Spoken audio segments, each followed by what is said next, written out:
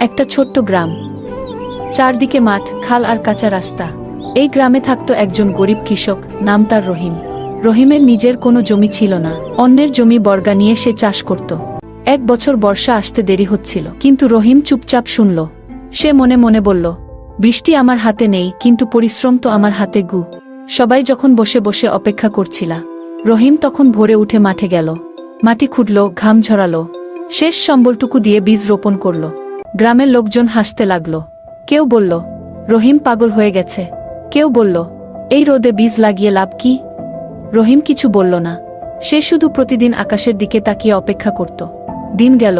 হঠাৎ এক রাতে আকাশ কালো হয়ে এলো, বজ্রপাত, ঝড়, আর তারপর শুরু হলো মুষলধারে বৃষ্টি। কয়দিনের মধ্যেই রহিমের মাঠ সবুজে ভরে গেল। চারা গজালো, ফসল বড় হতে লাগলো। আর যাদের জমি খালি ছিল, সেই মাঠগুলো পরে রইল শুকনো। কয় মাস পর, ফসল কাটার সময়, গ্রামের সবাই অবাক হয়ে রহিমের মাঠের দিকে তাকিয়ে রইল।